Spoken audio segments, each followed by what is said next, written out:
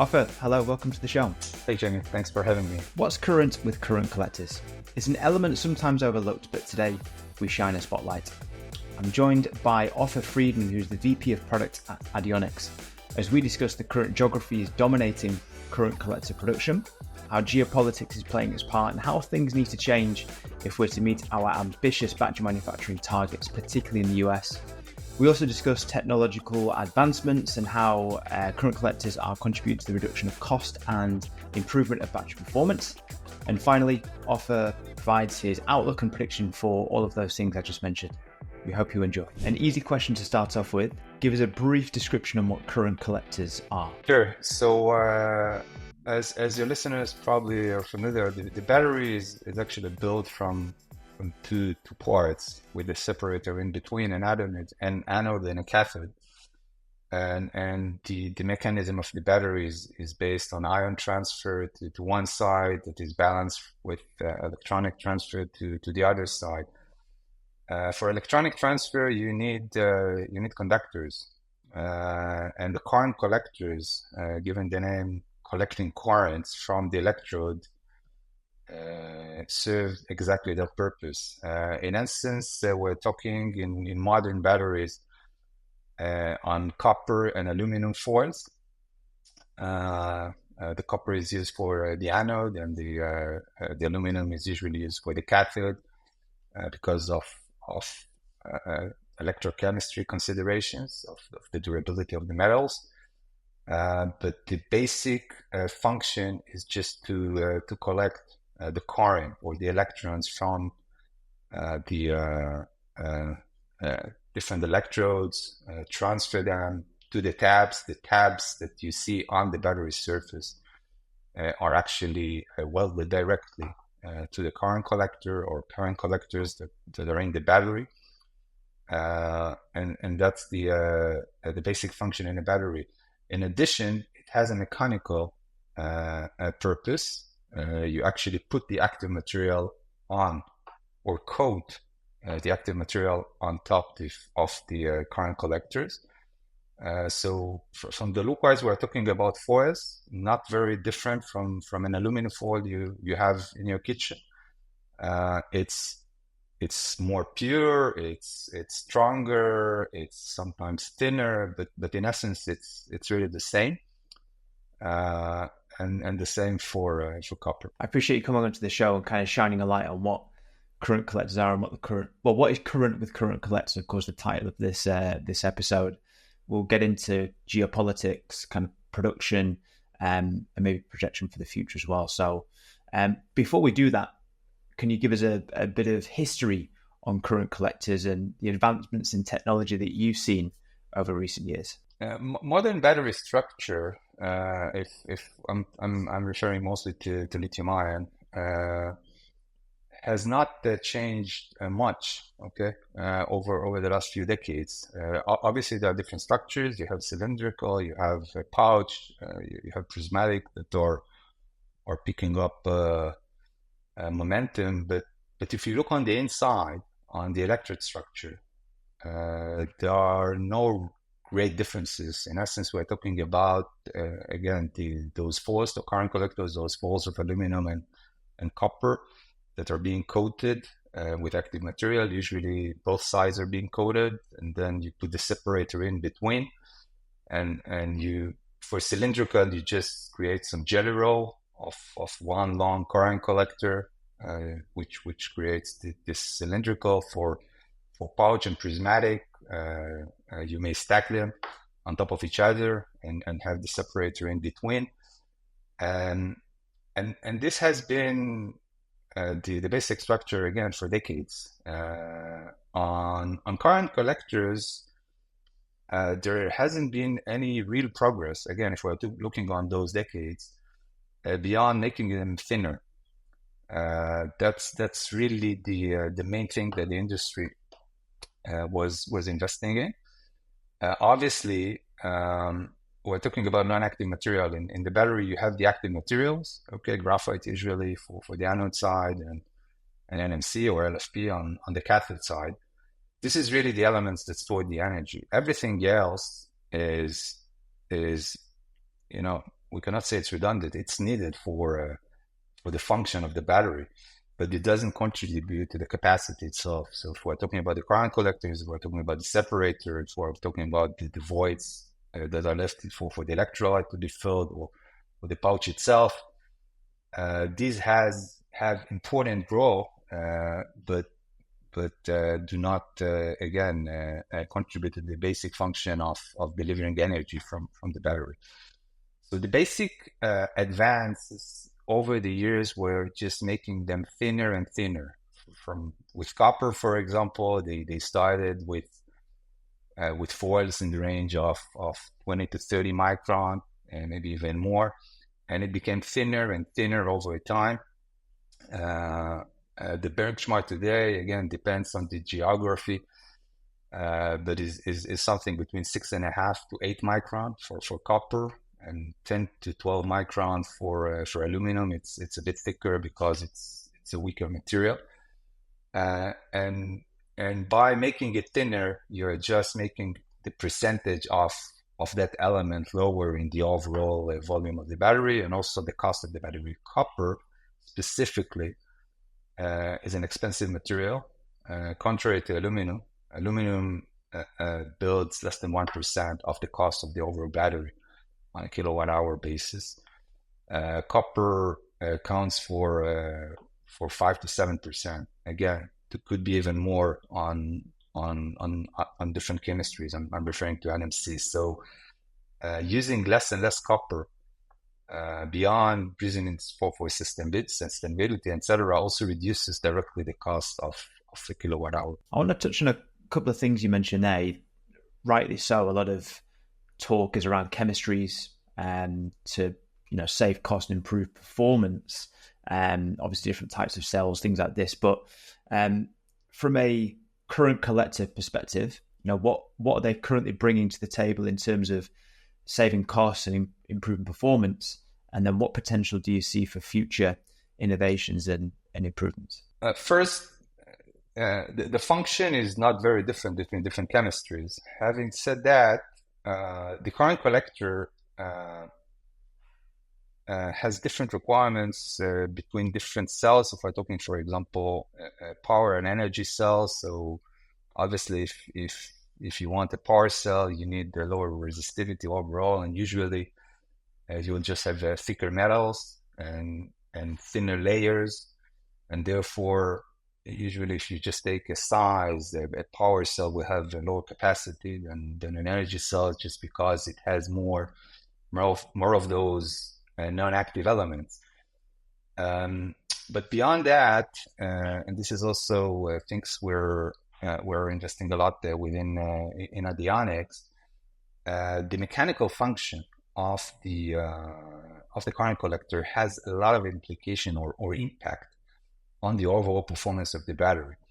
The current structure that everybody uses today is really a 2D structure. Okay, it's those layers I refer to. Okay, you have a thin layer of metal, and you coat the active material on top of that, and you have the separator, and then you actually have those things stuck again and again. In a battery, in a standard EV battery, if we're talking about pulses, you'll have 20-25 layers like those. But now if we're talking, for example, about the mechanical integrity of a cell, which has a lot to do with life cycle, for example, this depends a lot on the current collector, the adhesion of the active material to the current collector. Many failure mechanisms are, when you start cycling a battery, this whole thing becomes dynamic, because you have volume changes over time. You have all kinds of mechanical reactions that are not desired, but could happen.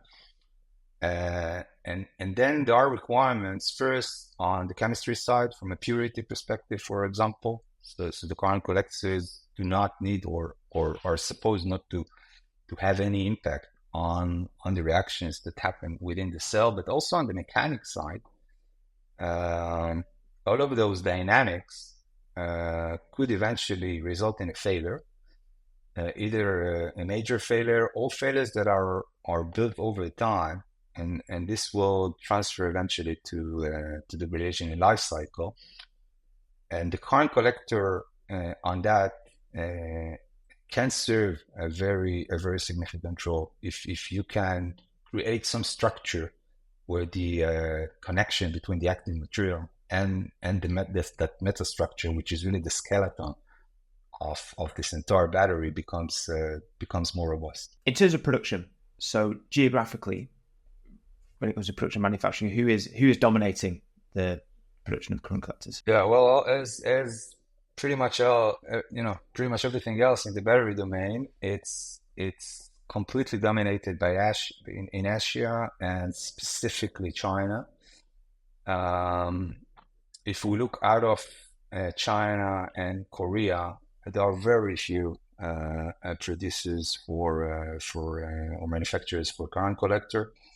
You have Redwood in the US, which use recycled copper as they use other recycled materials for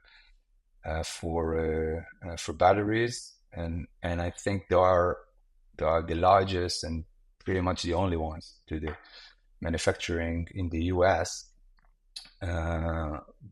But they are also fairly small in the overall scale of things. I think out of the largest 10 suppliers worldwide, 8 or 9 are in China.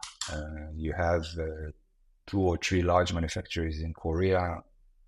That's pretty much it. Yeah, that was going to be my next question. So in North America and Europe, how much manufacturing capacity do we have when it comes to current collectors? Is it basically Redwood and that's it? It's hard to quote numbers, and I'm referring mainly to copper. Again, because aluminum is much cheaper to begin with, which makes it harder to manufacture out of China. I mean, I think for aluminum, China is completely dominant. But even with copper, which is a much more expensive product, China probably controls more than 90% of the worldwide or the annual capacity worldwide.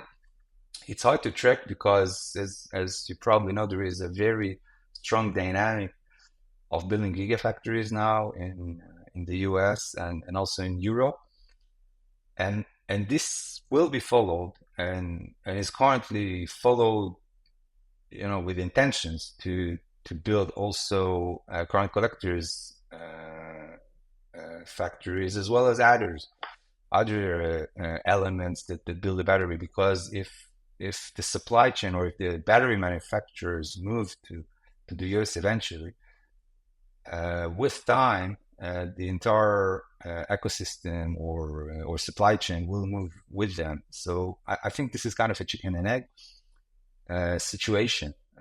If I just saw a few days back some press release, I think from Redwood. Their largest customer is Panasonic, which is not a surprise.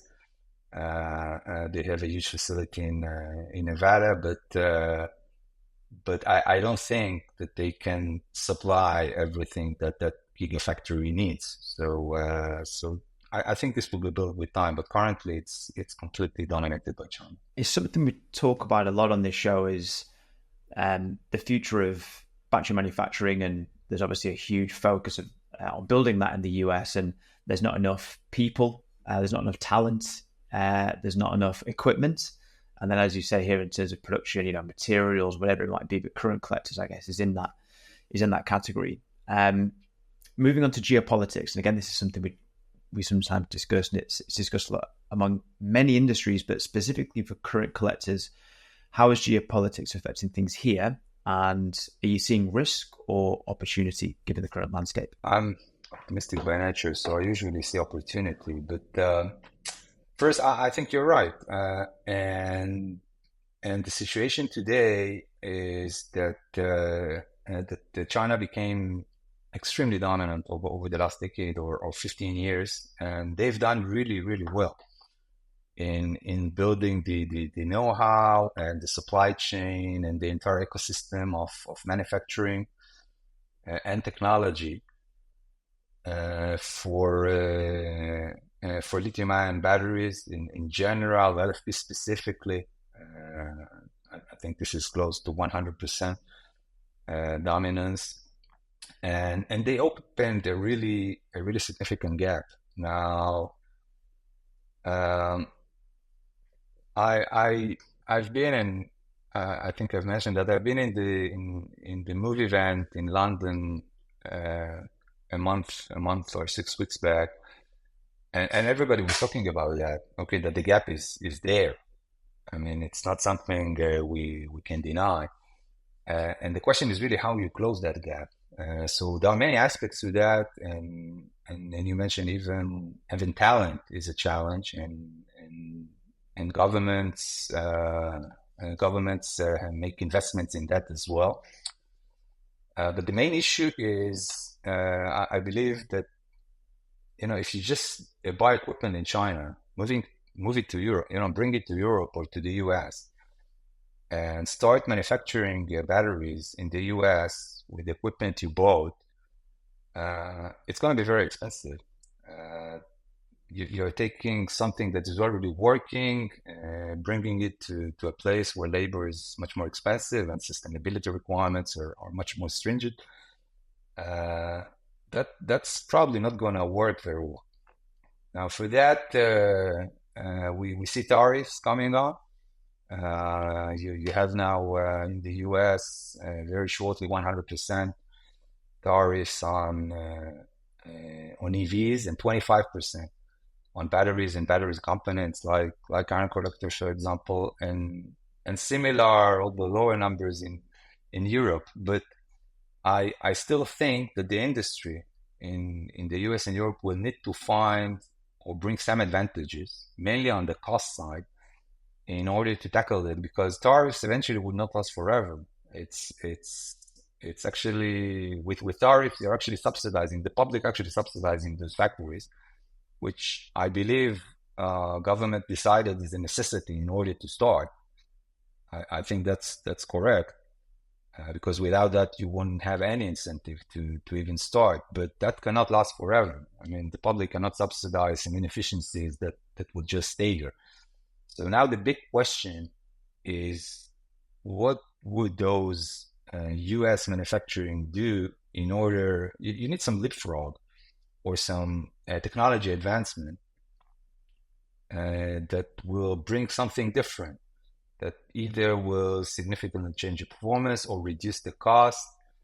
And the main challenge here, I think, is time, because it took the Chinese 10 to 15 years to build that position.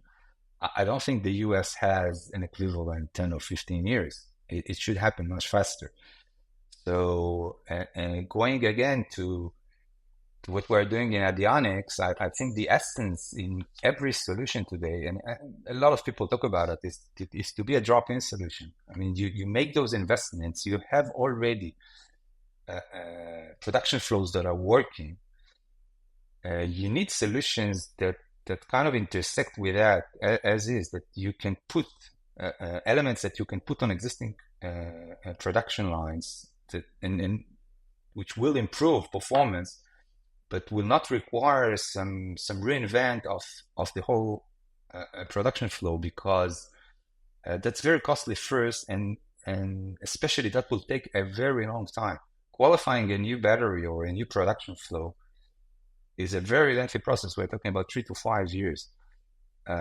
So the idea is to try and come with solutions that the industry can adopt faster. I think that's in essence. Yeah, it's a really interesting point. I've got a unique view of the market, and there's a lot of excitement and anticipation around manufacturing in Europe and North America. And as you say, time is a finite resource in this scenario, and we need to get it right. There's not enough people, the equipment's not there, and I think to really develop things over the next 5 or 10 years, drop-in solutions is going to be key.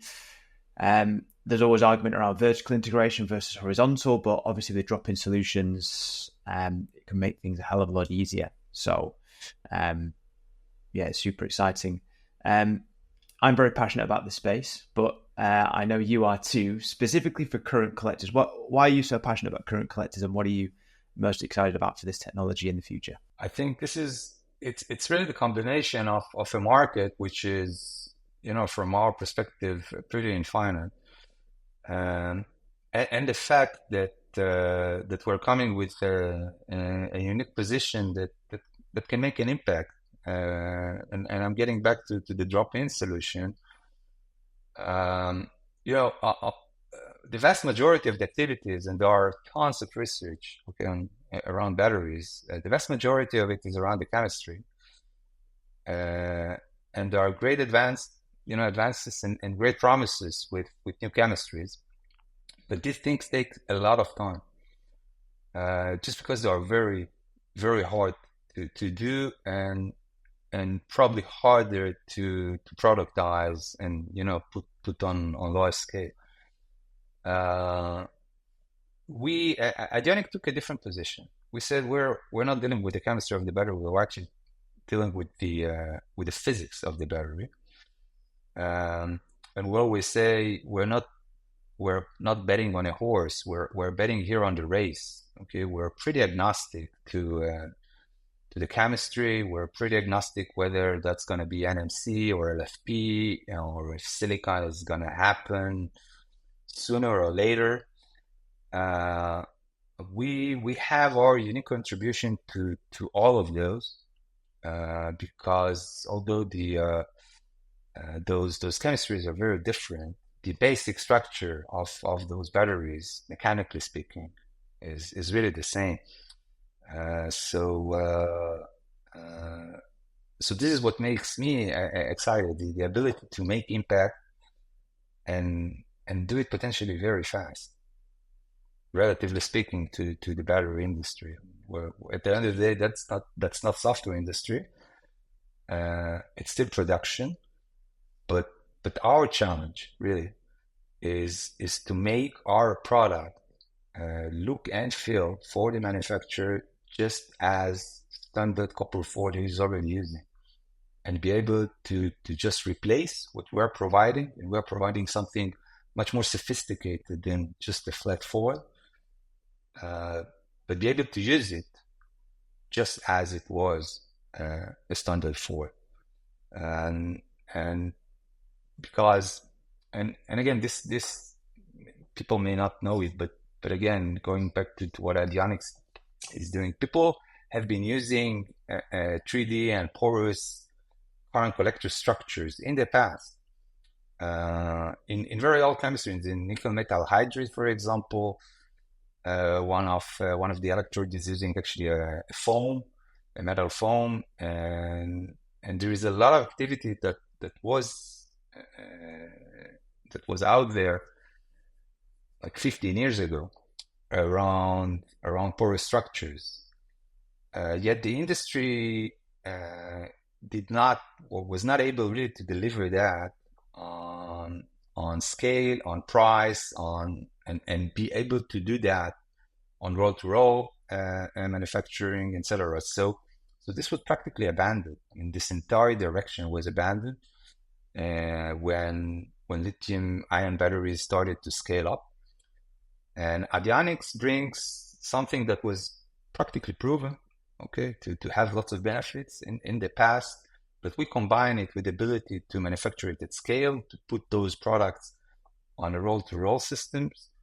So that's, I think, the right balance between creativity and having this drop-in as a major requirement. And that leads me nicely onto my penultimate question. Then we've got a final question from a previous guest.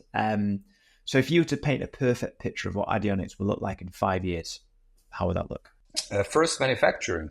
Again, we're a company that targets to manufacture current collectors. I think, as I mentioned, the main challenge is to be able to manufacture it at scale and quality, and still have a product that customers can use very easily.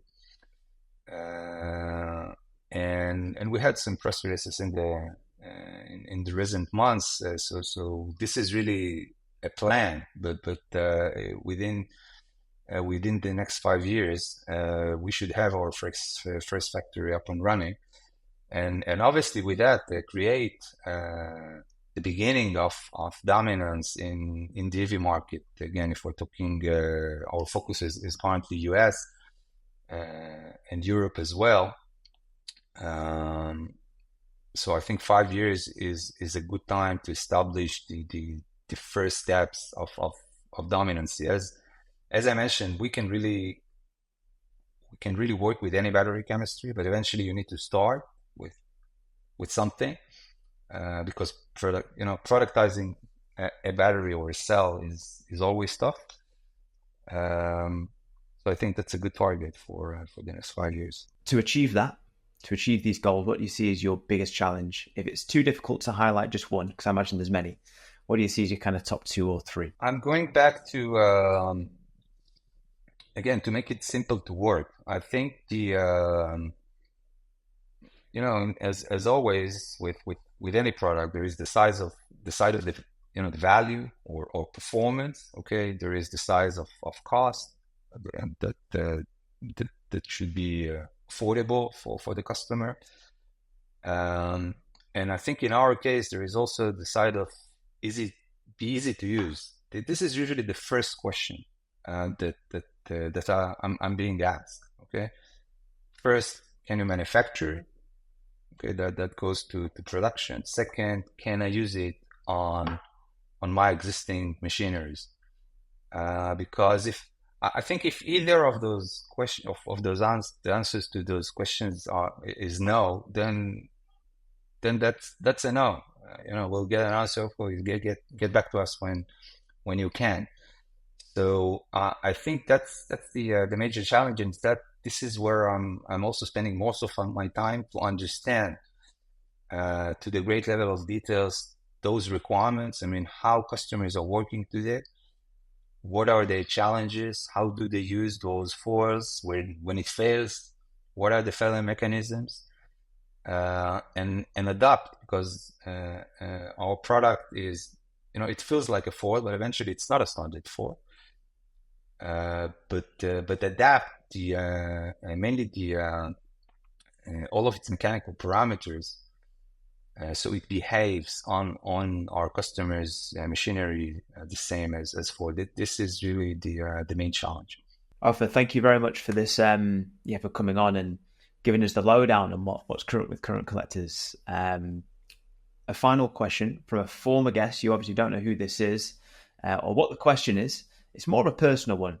It is, if you could speak to your former, this person said younger self, they said 25, but let's just say younger self.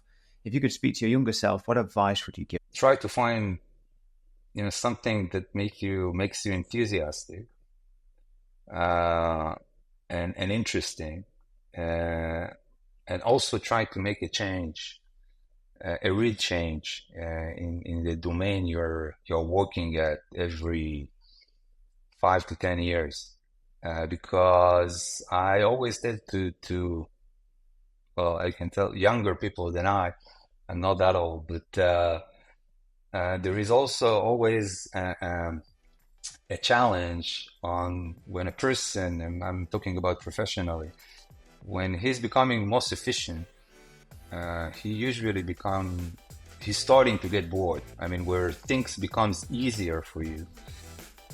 Usually you are very efficient, but for me it's usually the sign that it is time to move on. Nice. A good way to end today's episode. Ofer, thank you again for joining us, and good luck in painting that perfect picture for Addionics in the coming years. Great, thank you.